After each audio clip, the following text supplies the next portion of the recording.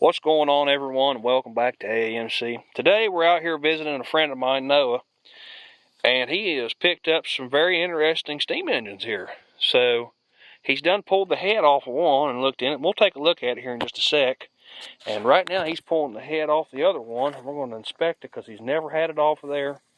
And we'll go over the steam engines, explain a little bit more about them, and what all the moving parts and different things do.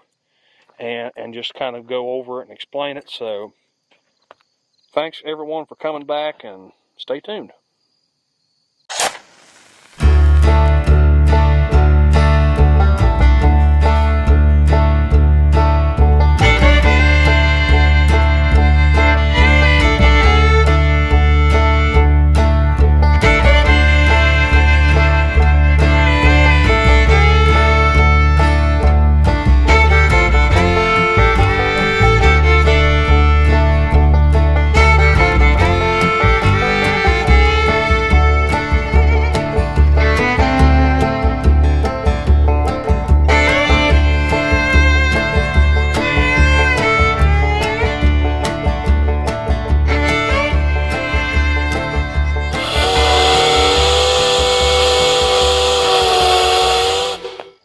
So right now, what we're doing is inspecting.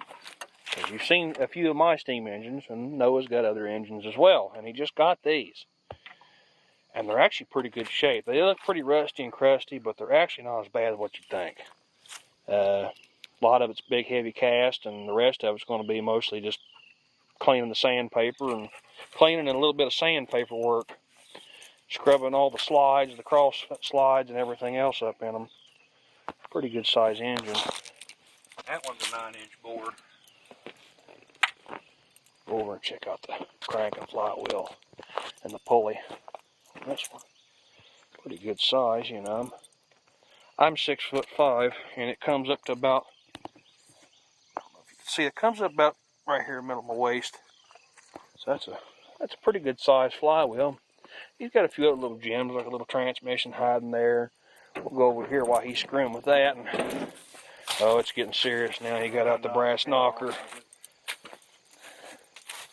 We might be running this weekend. This is the boiler he's been working on. He got it all working and running, and we might make some videos of that. We might run a steam engine this weekend, one of mine, and blow a few whistles as well. So that'll be pretty fun. And what you have here on a boiler, this is where your water goes in, and what you've got inside of here is fire tubes. Fire comes through these tubes. It's called a fire tube boiler.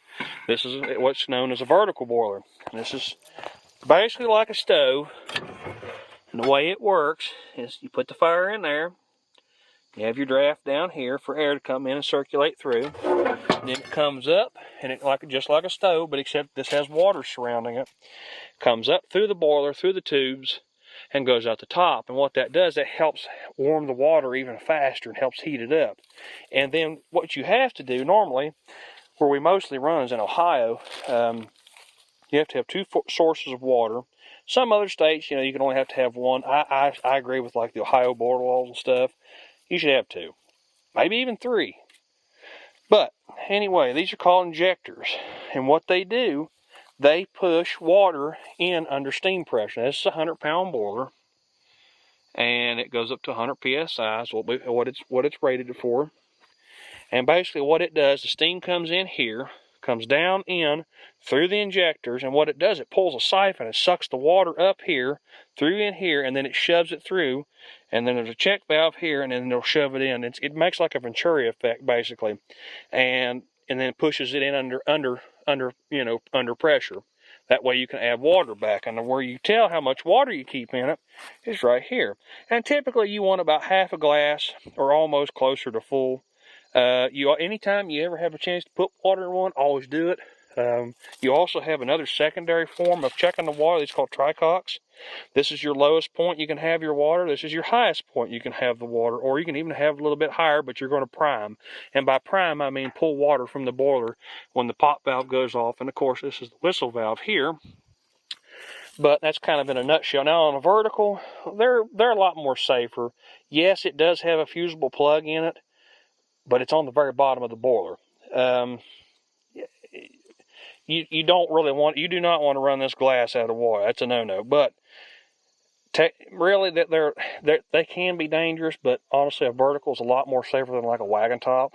But if you should always go through any kind of training, and you should also, like I said, just never let it run out of water. Always pay attention to what you're doing, and make sure you have it full of water at all the times. But verticals, it's like I said, it's kind of crazy. Most boilers, they're fusible plugs like inside of a tube or something. This one, it's on the very bottom. Kind of strange, but that's just the way it was from the factory. But verticals draft really nice. They work really good. And this one burns really good. He's got that box lined with fire bricking, and it works excellent. It drafts extremely good. So we'll get some footage maybe this weekend trying out a steam pump I picked up here a while back. We're going to use it on to feed water into the boiler and just go down to one injector and then use the steam feed pump just because it's awesome and it'll be fun. But the engines ain't bad shape. Boy, look at that valve. Ain't it neat? It's really pretty the way they done that, the way it's built. It'll clean up nice too and look good. And that governor's going to be something once it's all fixed back up and working. That's a really pretty governor. Gardner Denver's who's made that one. Anyway, we're going to pop back around here to him. We're going to let him talk a little bit since this is his toys. So let's hear a little bit about it now and what we find over here on this thing. It looks pretty crusty. Looks pretty crusty, but not near as bad as that water engine was. I'm actually kind of surprised at how good it is. Okay. Because the steam inlet has been uncapped for God only knows how long, and it doesn't have a governor. I haven't been able to find a maker's name on it anywhere yet. But I was talking to somebody that said it looked like an AB Farquhar. Where that other one over there, that bigger one's a Nagel. So I found these down in Kentucky. Went to go pick up a shaper that I bought, and the guy, I told him what I do for fun, and he goes, "Oh, I got some steam engines," and didn't think too much of it, but there was a little bit of hope. Most people say, "Oh, I got a steam engine, it's a hit-miss engine, or it's a John Deere tractor," you know. And so I get down there, and he had some hit-miss engines, but first thing I saw when you pull in the driveway was this one. And he goes, "Oh, I got another one that's a little bit bigger around the house there," and then showed me the Nagel. And so I was like, all right. So you're saying you finagled out a price? Yeah, oh yeah. I started loading up the shaper. Actually, no, I got the shaper on the trailer, and I asked him, I said, "What do you want for him?" And he shot me a price, and I said, "Sounds good to me. I will be back." And about a month later, I picked them up. I've had them here at the house for about 2 weeks now. I just unloaded them yesterday. So let's talk about a steam engine a little bit here. Let's point. You sit there and get your wrench off there, and you just kind of point around this. Let's get you to do a little bit of explanation since they're your toys. Alrighty. So, just like any engine's got a connecting rod and a crankshaft. Kind of point there and show some of the viewers there. They can kind of understand what we got. Now, sure, a lot of these people on here know what you got, but yeah, for the ones that don't, people like that stuff, and I feel it's awesome that we can show them what it's about. So go ahead. So here we got the crankshaft. This one has cast into it counterweights, whereas that Nagel, actually, the counterweights are separate from it, and they're added onto it, and then they cement them in place with Babbitt. Just keep them from moving around. So then in here you got, with this little lizard, you got a pal. Got a connecting rod here with adjustable bronze bearings at the big end here, and then up at the wrist pin in the crosshead. So these rails here are the crosshead guides, and that's the top guides, and then the bottom guides are just cast integral into the engine frame. What rides in there is a crosshead, which is this piece here that the piston rod connects into, and that just guides it back and forth, keeps everything in line. What do we got beside there as far as that goes? Over here, so this is part of the valve train. So you've got an eccentric rod here, which runs down to your eccentric right here.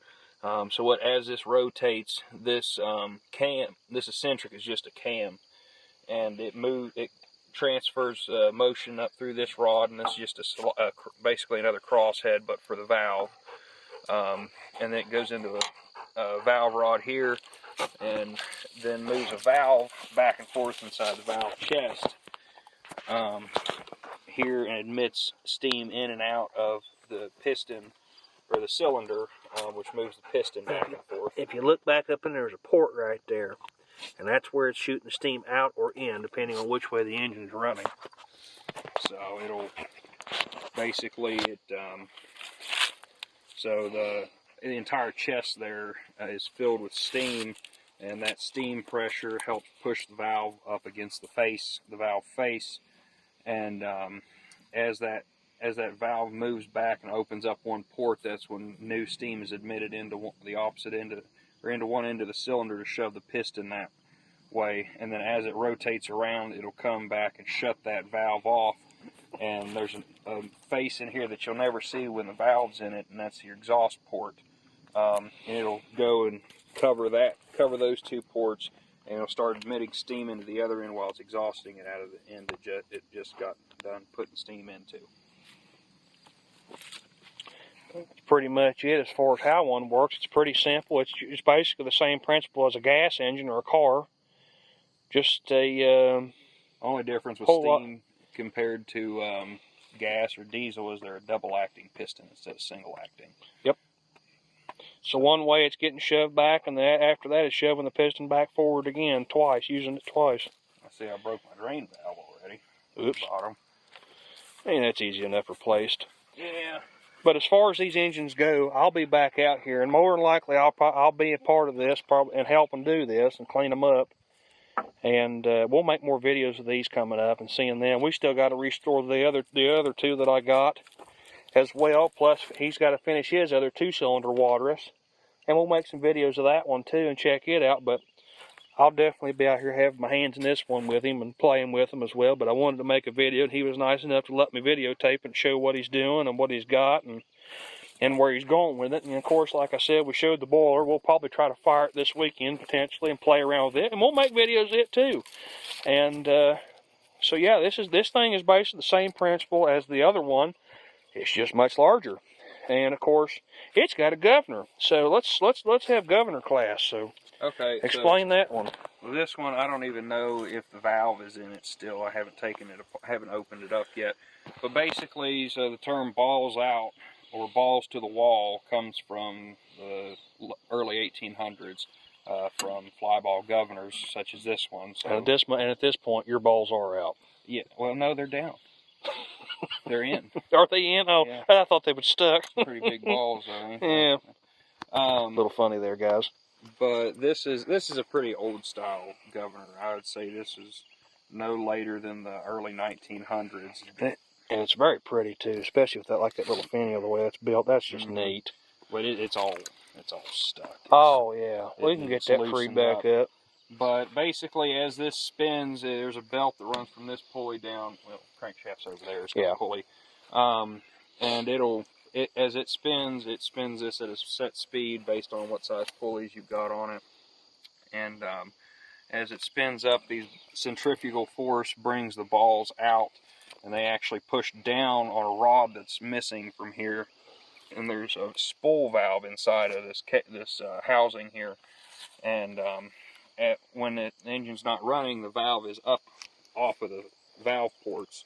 And as you start running, it starts lowering the valve and shutting steam off to the engine to regulate its speed.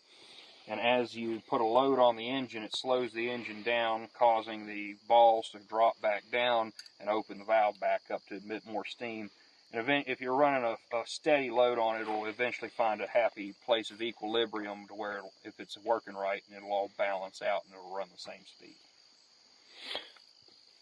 Well, now we know how the term balls out become of and how the governor works in a nutshell.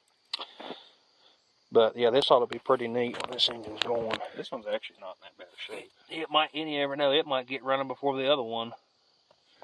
I would say probably, because that one I'm going to have to tune the cylinder. Yeah, it's pretty. But the heck, even the Babbitt looks real good in them. Yeah, it really just needs a little bit of sandpaper and just cleaning. That was the shim, is a piece of wood. And it's about a 1/4 inch thick, maybe 3/8. I mean, yeah, I mean, this thing, you know, you fix it up no more than what it's going to really get ran in our lifetime. It'll last it'll last your lifetime. Oh yeah, well, plan for this nagel here is to run my sawmill, which is sitting back there and back here in pieces. We'll wait and make a little video of his, because we got to do a video of mine. Actually, I've got to make a video here for long. We're actually going to be messing with my mill coming up. We're going to be putting it together and learning it, and then he just took some parts, and he does machine work, and he's machining some parts for his mill, so we will make some videos of that one too coming up as well. He's got his mandrel, he's going to work on that, so besides my projects, I'll be coming out here and helping him some with his, and basically doing some videos on his and throwing his stuff out there in the world, because it's really neat. And that engine there is going to be an even neater project than the sawmill.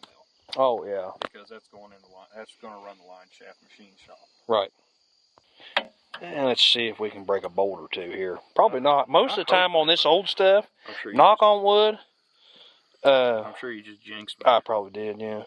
Knock on wood, this old stuff, it seems like most time they can look like heck when you get them, and the bolts come free. And I have had some where they fought me, but it seems like the air compressor. Yeah, like the air compressor. Yes, that's going to be a fun time when it gets down there. But it seems like some of these steam engines and hit-miss engines, you never really have that much problem out of them. It's kind of crazy. I don't know what it is about them, but they're coated in so much oil. That too. When I pulled, well, you can see on the studs over there that I pulled out of that engine, it's in worse shape, and it's got oil all over the studs still. Right. This one had oil actually wet on the end of one of the studs when I pulled the head off of it yesterday.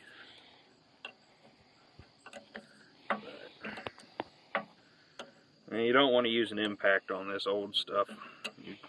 Not when you're taking it apart. Good old standard metric wrench right there. Can't leave home without it. You got to always have one. And you end up putting the... Okay, that helped. See? Yeah. Had to throw that little grunt in there and help. You have to put an impact on this stuff. You're just asking to break a casting whenever it hasn't been apart in 100 years, or however long. This engine, I think the guy that owned it, he's passed away. I bought it off a guy that bought the property he lived on, but I think he had it set up to run on air just based off of this and the shape that the engine's in, because it never would have been run in a factory like that or a sawmill. It's choked down from 2.5 inch to 1 inch. You'd have had all the sauce plumbed into this thing. Give her everything it's got. That's the way it's going to go back too. The valve works really nice. Would you look at that? I closed it up because I didn't want nothing getting down in it. Fair enough. Mud daubers are the enemy. Yeah. Those stinking things. This one had a few in it, but not bad. It won't take much. The crank don't even look that bad, honestly. No, a little bit of Scotch-Brite pad work or some sandpaper and just smooth it back up. Go on with it. I tell you what, the eccentric on that one was in a really nice shape. The eccentric rod was yeah. Heck, that don't even feel bad. I got the bearing. Is this the one you're not going to make a rod for it right yet? No, I'm not going to. We're just going to clean it real good. Yeah, we're going to have to loosen this big old nut here and unscrew it from the crosshead and knock the piston out. The plan is right now is to get it all cleaned up and functional, and then really do something, really paint it up. But for now, it literally just is going to be ran on a steam bore and just tick over. He's wanting to build a new rod eventually, but for now, it's just going to be, let's just clean it up and get it moving. It was his plan. Then once it's all cleaned up and fixed, then take it back apart and paint it. Yeah. Hopefully get all the bugs worked out of it. He's probably thinking somewhere around maybe next year. I mean, it'll be over the winter. I'm sure he'll be out here, and I'm sure I'll be out here monkeying with it, making some more videos in the wintertime. But we need to get a big boiler for this one. Yeah, I don't think Itsy Bitsy over is going. It might make it tick over. But it ain't gonna run no milk. It's gonna run real slow. So. Yeah. But it'll be fun just to watch it move on its own power under steam. Of course, steam acts totally different than air. Air's steam's much more. It expands. Exactly. Air doesn't expand. Couldn't get the word out. I was a stuttering. I've done that way too.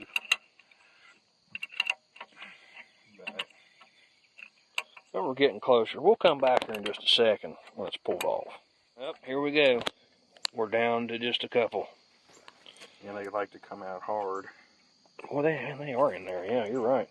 I mean, they're coming out, like, no problem, but they're just stiff. They're really stiff, yeah. It's definitely going to get a lot of anti-seize when it comes back together. Yeah. No stuck bolts for you. And once you start oiling this thing, because I like to over-oil everything. You know what? It's what saved it. Mm-hmm. It'll work into all them crevices, as it heats up regularly, it'll come apart a lot easier.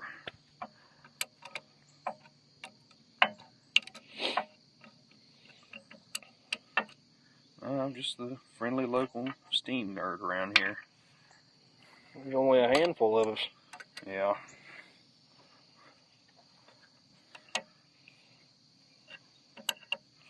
I'm the only one around here with an operable boiler.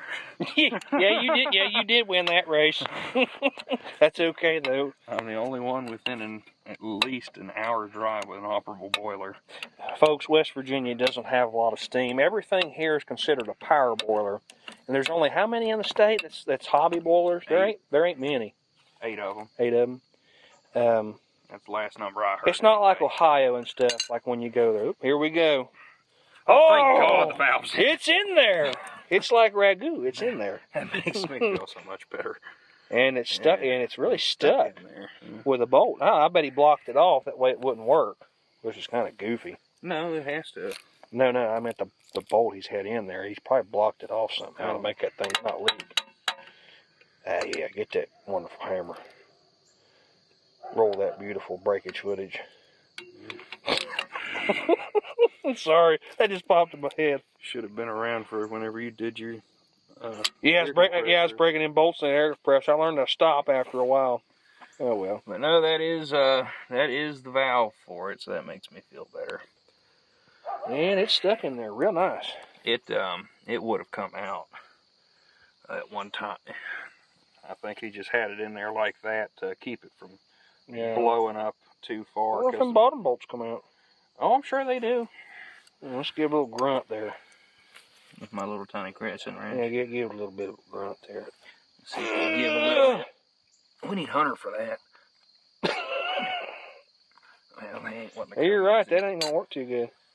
Yeah, we'll screw with that another day. Okay, yeah, it's another day project. But hey, at least it's in there, so. Makes me feel 10 times better. So it's a little closer. Mm-hmm. So now I just need to make a rod and get it freed up and possibly get new gears. And really, I mean, as far as the slide and stuff, it'll be just popping all the bolts loose and scrubbing the ever-living crap. I'm sure electrolysis tank's going to get used quite a bit with this stuff because that's the way to go as far as cleaning parts. Certain things I might, other things it works real good. Yeah. What's that? I'm just leery about using it on some of the machine surfaces. It won't hurt it. It just pulls the junk. It literally does not eat or pit. It just pulls the junk out. Yeah. Got the inspector coming. There's a radar. He's the last of the remaining of the namesake for my sawmill. And then you got the other one. Yeah, Hildy. We just got her this summer. She's a few months old. Oh, there's the name. Nagel. Well, we decided to see what else we could take apart on it, and we're going to take out the questionable pipe bushing. They might get to be witness to catastrophe here. Yeah, hopefully not, because that's an awful nice valve. I like this valve.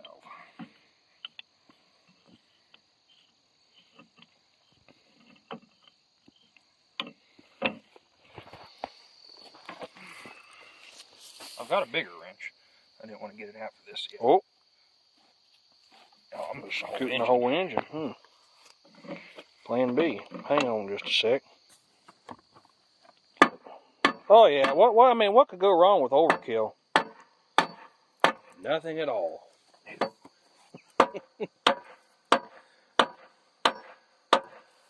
Zach would bring my torch back.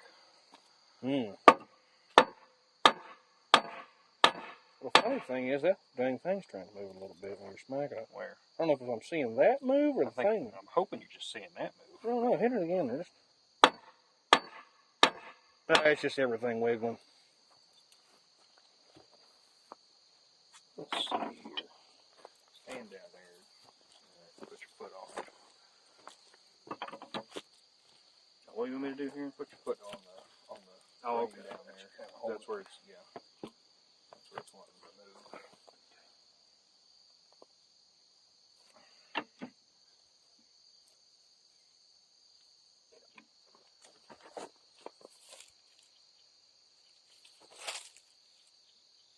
Oh, there we go. Just need a bigger wrench. So when in doubt, always get the big wrench out. There's a reason I have a variety of tools. There's nothing wrong with that either. Oh, that's good. At least that's savable, that's for sure. Yeah. Still too tight. There, wait. Yeah. Got a nice mud dauber's nest in there. Yeah. See what the seat looks like. But it's got a shelf. Well, I might need to machine it and then lap it.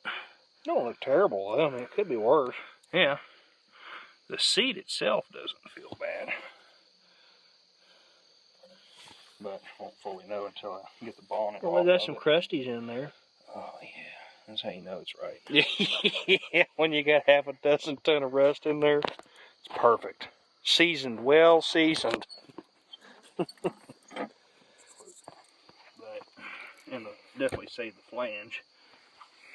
But the Shouldn't be pipes, too bad. Yeah, change the them pipes out. are done for. This pipe was actually spinning a little bit in the flange when I was trying to take it off. Oh, well, that'll be good. So, and then the eccentric rod is in here.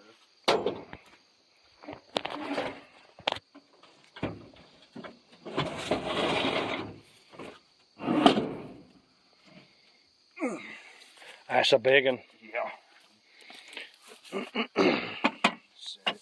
It's in pretty good shape. It is real good shape, actually. Look at that.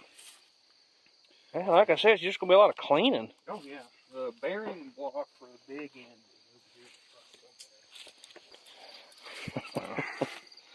Don't look bad at all either. the Babbitt's a little bit. rough. Not too good.